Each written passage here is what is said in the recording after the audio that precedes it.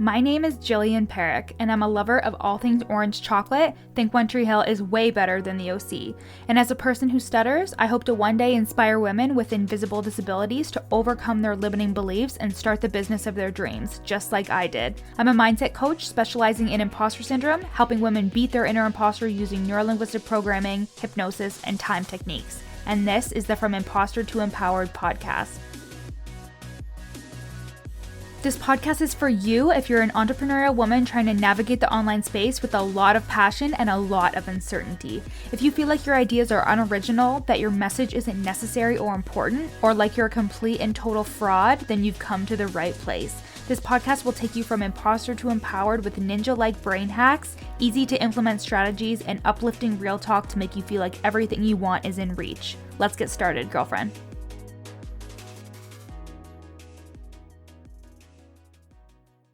Hey everybody. So we have Christina Willis on the podcast today. She's a fellow Canadian. She lives in Ontario as well. And she is a Pinterest expert. So I really wanted someone to come on and talk about a more organic way to get eyes on your stuff that's not just Instagram. Sometimes I feel like that's so basic, and like I really wanted somebody who had a little bit more of a perspective when it came to if you want eyes on your stuff, if you want a more organic methodology, but Pinterest is definitely a long-term game, and we actually talk about that. And we talk about how if you're a new business owner or relatively new, what Pinterest can actually do for you and how you can get started. Even if you don't want to get on it right away, there's really cool things that you can do for it. So we also talk about the Black Lives Matter awakening / movement that took place in the beginning of June that is still happening as we speak, rightfully so. And we talk about how in the industry there is a very big lack of representation when it comes to Black women and people of color. And this is something that kind of came to my eyes when Simone McNish, I'm going to give her a shout out, when she did an Instagram post about how she saw this panel or this summit and it was all women who were white. And she called it out. And this was before all of these things happen. And then the murder of George Floyd took place, and it just erupted a huge awakening for the Black community in terms of recognizing that they were not being treated with respect. And this caused an uproar in regards to the online industry. And for me personally, this is the From Imposter to Empowered podcast, and I'm talking about this from the perspective of me, a white woman. For me, I thought I was doing everything to be inclusive, and this really showed me that I was not, that it's not enough to just be like, I'm inclusive to myself. It had to be shown through the work that I was doing. It had to be shown through how I was involving myself in the online space, because naturally we look for people who look like us. And you may not think that this is a problem, but what happens to the people of color who come into this industry and don't see people like them doing the things that they're doing? It's the same thing with a kid watching television and not seeing himself or herself in any of the people who are on commercials or in TV shows. Representation matters, and it matters so much in the online space, and we have to be, as white people, we need to be inclusive and mindful of this. And this does not take away from us. It does not take away from our power or our voices. It just means amplifying those who may not have a voice and being that ally and moving forward with that respect that we are all equal. We all deserve to be treated equally, and we all deserve a voice, especially when it comes to the online space. So we had a really cool conversation around that as well. And this is just a really great episode. We were just like loving it. There were so many really good tidbits in there, not just about Pinterest, but about business in general. Love it. She's amazing, and you guys are going to love the episode, and let me know what you think. So hello, everybody. Welcome back to the pod. Thank you so much for being here, Christina. I'm so excited to have you on this podcast. And first, I just want to ask you, tell us who you are, what you do, and how you got started. Okay, so everybody, my name is Christina. I am a Pinterest strategist and consultant. And what a Pinterest strategist or consultant does is that we look at business owners' Pinterest accounts and really figure out a good marketing strategy on how business owners can expand their reach and generate more leads, and really just bring in their target audience more to just understand their brand and their business. And I mean, the ultimate goal for any business owner is to essentially make more income off of the increased leads. But we really work with business owners' goals to really just get that connection that they really want. Yeah, absolutely. Yeah, and like it was always something that I kind of wanted to tap into, but I was kind of afraid of it because there's so much attached to it, and it felt like there was so much work to be done on the back end beforehand. Yeah. Yeah, I mean, starting out, depending on where the business owner's account is, starting out, it is going to be a little bit of work. If I mean, some business owners prefer to hand off their account, say, please just take it and Yeah. run with it and let the magical fairies of Pinterest do its job. And then there are some business owners who would really like a solid strategy done by you or like a Pinterest strategist. Right. And then they can implement it themselves or they hand it off to their team to carry out those actions. Cool. So would you recommend, depending on where somebody is in their business, where do you think somebody should be when they get into like using this as a tool for their business? Like in the beginning, maybe a little bit when they're a little bit more established. What are your thoughts? Yeah, well, I think it's the best to get it right from the jump.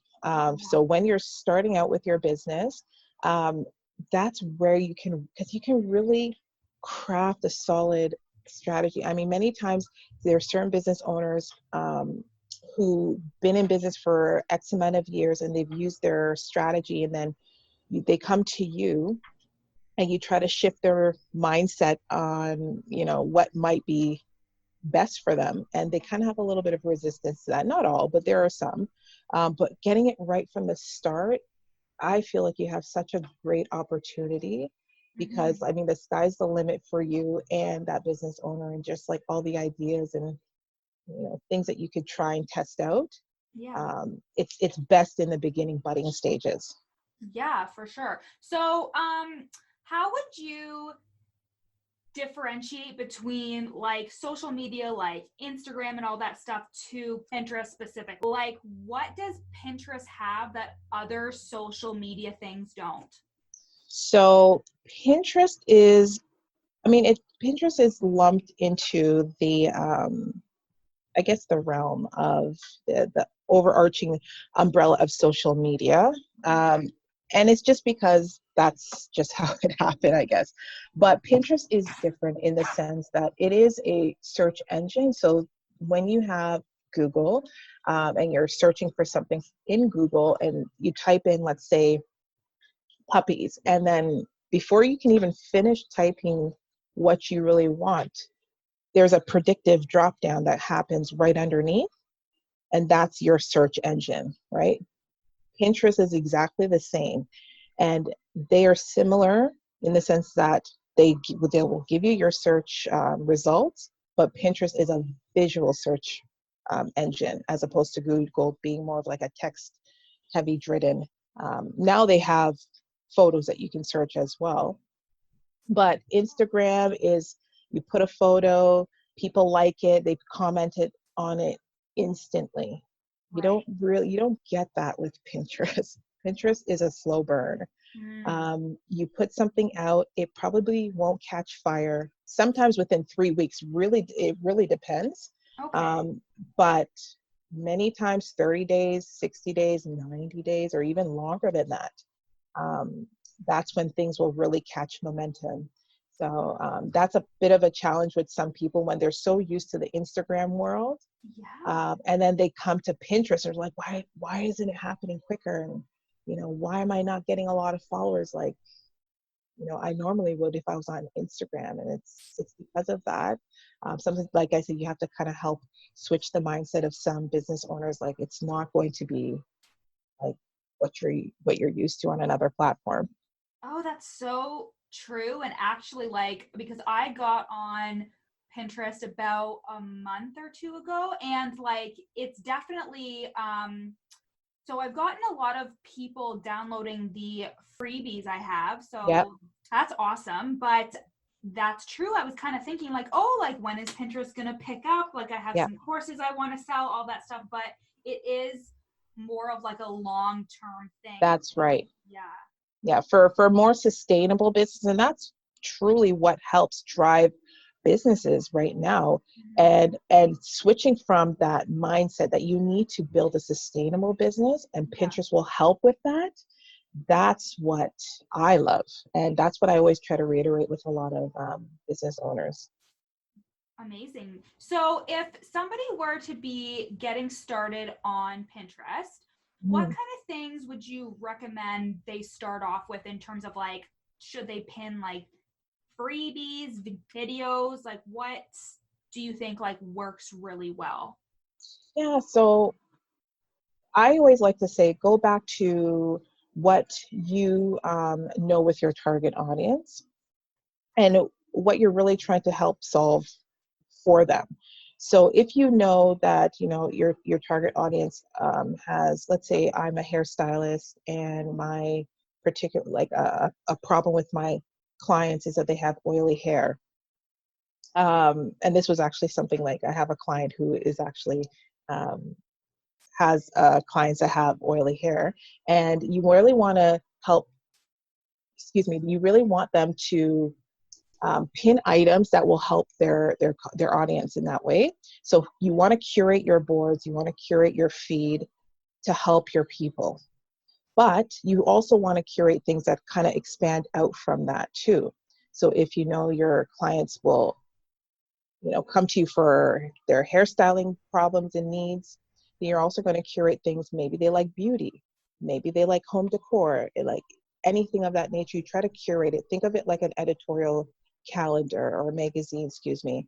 And you really want to put these particular chapters in your feed or in your account that's going to pique their interest and pull in other people from different audiences. Say, oh, she has actually something that I never even thought about for myself, and I do have oily hair, and oh, she's helping me solve my problems with my skin as well. And I feel like this is information that like people don't really have at the beginning of their businesses. So the people who are in this podcast audience are usually like beginners getting yeah, started. So I think this is going to be really helpful for them.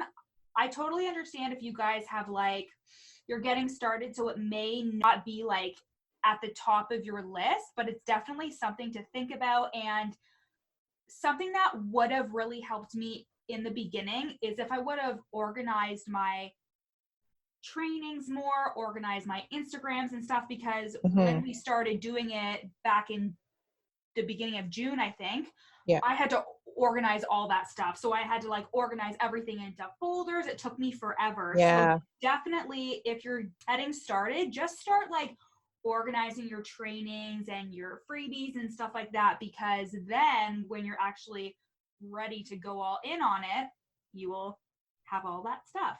Yeah, absolutely. Absolutely. I mean, that's the big part of it. You getting organized, knowing what your client wants. And honestly, I always like to just say, just also pin things that you like too, because Oh yeah. you don't even know, maybe your audience might like it too, and it might just pick up. So just don't stress about it too much. I always say just pin what you like, definitely pin what you know your audience is looking for, and just kind of go from there. And just you'll be able to tweak it later on. But initially starting out, I suggest those two. Amazing. Amazing. Okay, so now we're gonna get into some questions about imposter syndrome. So I hope you're Mhm. ready. Oh yeah. What are your experiences with imposter syndrome, Christina? Well, I mean, I think it's for sure it's always been there.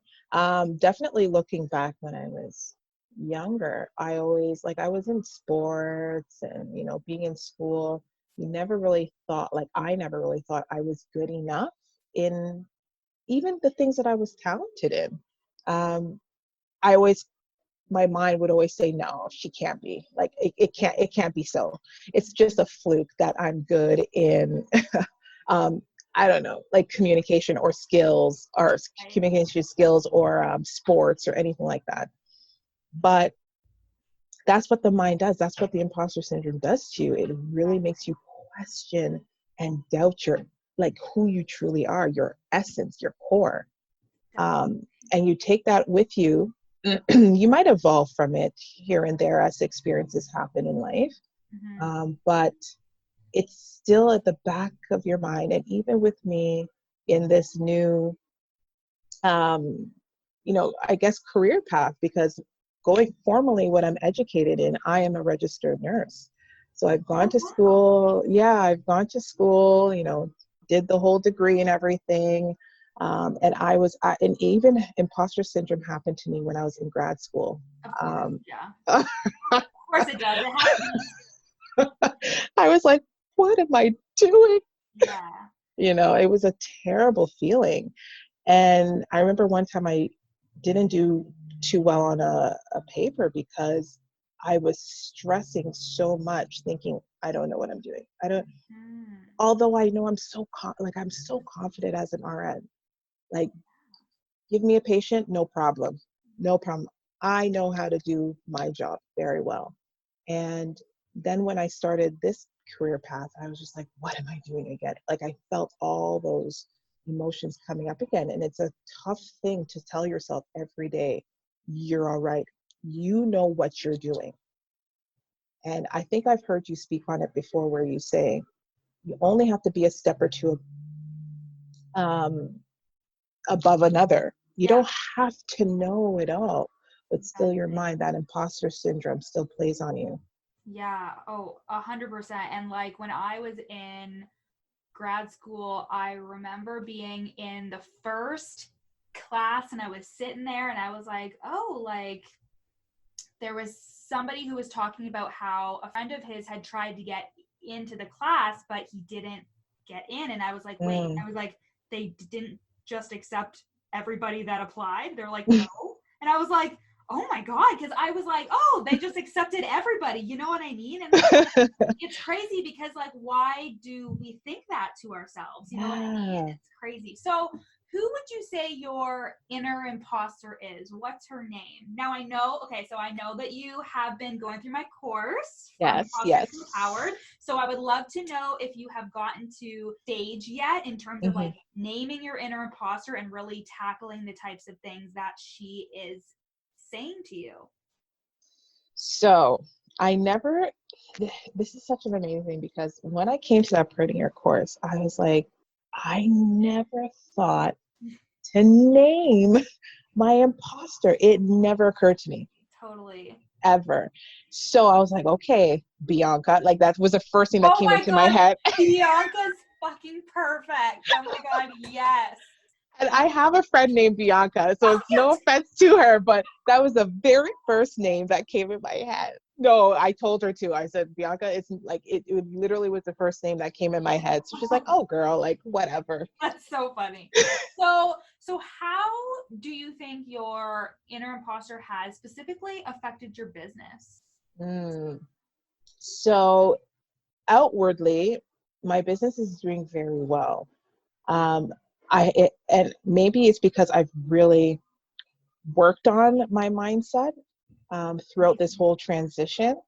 Still, I have days like I was even messaging one of my like business friends, and I'm like, I think I had a mental breakdown, and she's like, no, Christina, let's work on this. But you still get those moments. Oh yeah, I had one like literally 3 days ago. Yeah. like I'm supposed to have it all together. I'm like, I absolutely don't. So you're not right. Yeah. Right. Okay. Yeah. Okay. It's very reassuring because what you see on camera, it looks great. She has it together. She's getting all these clients and her business is booming. And of course, yeah. But inwardly you're just like, even the smallest thing can set you off. And 100%. Yeah. Yeah. And like you just create stories out of nothing. Yes. You just create a story and then you act on a story. And that is something that, like, whenever I really dig deep with somebody when it comes to coaching them, is like, it's okay that you're having the thoughts and the feelings. It's totally okay, and it's totally normal. That's not the problem. We're not trying to get rid of your emotions. We're not trying to get rid of Okay. these thoughts. It's the action and the self-sabotage that Yes. follows those things. You know what I Oh mean? man. Oh man, it's so true. That Yeah. self-sabotage is brutal. Yeah. Oh my God, so true. So, I just wanted to ask, due to recent events, like specifically in the US with the whole Black Lives Awakening / Mhm. movement, it really shed a light on the industry we're in. And you and I were like talking about it, and the Yes. lack of diversity and inclusivity in the online space. And I know that, like, I think I was telling you this, Mhm. that when I was looking for an OBM like a while ago, I could Mhm. not find one person of color Mhm. who did that work. And I was like, but like, I didn't realize this until all of this stuff happened. And I was like, holy shit, like Yeah. this is huge. So I was just wondering if you could speak to it. Yeah, so I already knew that getting into this. So even in the course that I took, I was the only Black woman. And I was like, okay, whatever, because this is just how it is. Yeah. I've always been the only Black woman in something. And Wow. so I just like brushed it off, but that was definitely the very first thing that I noticed. And I'm pretty sure other people did too, but Mhm. and then once I started getting on more clients, and I remember a client reached out to me. We were talking, and she specifically said to me, I had the hardest time finding a Pinterest expert who is Black. And Wow. that hit me. And I was just, but the funny thing is, I knew it. But when Yeah. she actually verbalized it, it was like, oh my gosh, this is an issue. And furthermore, I didn't even know somebody was specifically looking for me. I Yeah. really had no idea. So when I showed up, she just said, I'm like, hands up, praise God, I found you. Oh my She God. really did. And she was like so relieved to know, because every person that she searched, like Pinterest expert, it was a white person. Wow. And I mean, it's so crazy. Like we're out there. I don't even know how we are not even being searched. But what I do know is you are exposed to things, to what you see. So if I'm following somebody's feed or somebody's stories, and when they shout out somebody, Mm-hmm.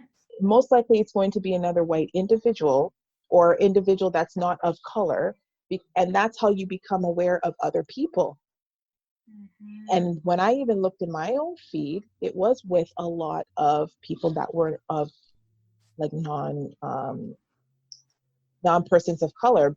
It's just because anybody that I saw and they shouted somebody out, I tended to follow them based off of what they were saying about that individual. So I can see how some people's feeds are not inclusive, but we are out there.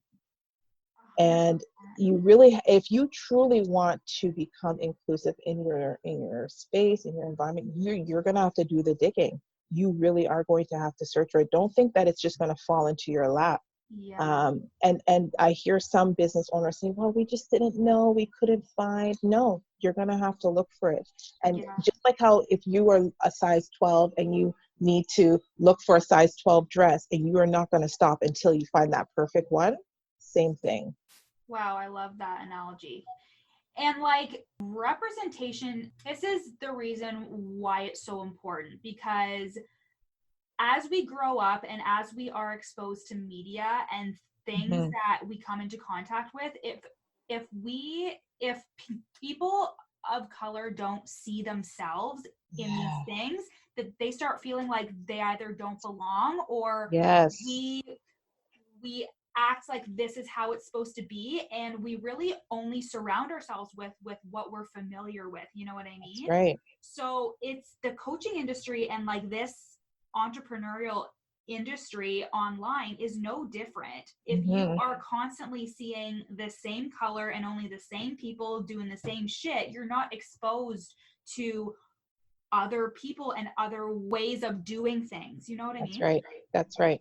And I know for me, it was like a huge wake up call because I thought that I was doing everything. And then I was like, wow, Yeah. I'm not doing anything. Because I feel like it was a really good awakening for a lot of business owners. I know that there was a lot of people who felt like they were being attacked and, you know, all that Mm-hmm. shit, like really big coaches, we won't name Mm-hmm. them, but really big coaches who Oh just yeah. like dropped the ball completely on it because they turned it around on themselves and were like, this is about me and I'm not doing anything wrong. And it's like, it's not fucking about you. Yeah. It's not Yeah. about you at all. So I think that it was really needed and really necessary because once you start expanding your network and you start really realizing that we all have some type of unconscious bias towards others that we need to just get rid of, and you can't do that unless you are aware of what you're doing. Yes. Oh my gosh. You're speaking the truth. Oh, I'm so glad. Perfect. So, okay, so finally, to end off the conversation, what are a couple things that you have learned that you would want to share with the audience after starting your online business? What are some key things that you think? Yeah. So, oh man, there's a lot. So, starting out, I learned that you really can't do it all. As much as you want to, you just can't. And there's no point in loading up your plate if you can't eat all the food, if you know what I'm saying. Yes. So you're going to have to recognize within yourself early on if something is making you feel uneasy, it's because you've either taken on too much or it's something that needs to be removed from your service or something. You just need to reevaluate things. You need to seek help. If you really can outsource things, I mean, starting out, you don't really have the recurring revenue to always Right. outsource things. So that is a definite challenge. But if you know someone in your friend or family circle that can help you out, take it right away if you can. Totally. And Yeah. I actually outsourced to a VA before I could technically afford it. And Oh, I to talk about that all the time because I was like, you know what? I'm not going to be able to get to where I need to yeah. be.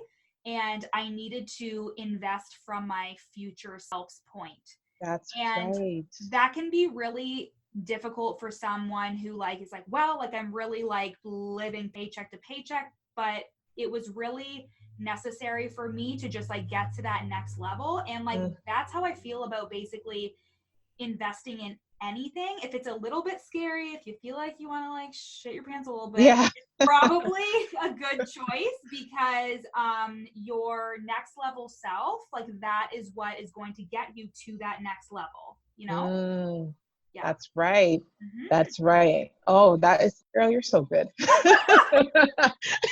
It's like I'm just sitting here and I'm just listening to the gospel, and I'm just rocking in my chair. God, I'm obsessed with that. You're so Yeah, but I definitely agree with that. I also think like you need to, if in your downtime, if you don't have clients coming on your roster as of yet, sit down and figure out systems.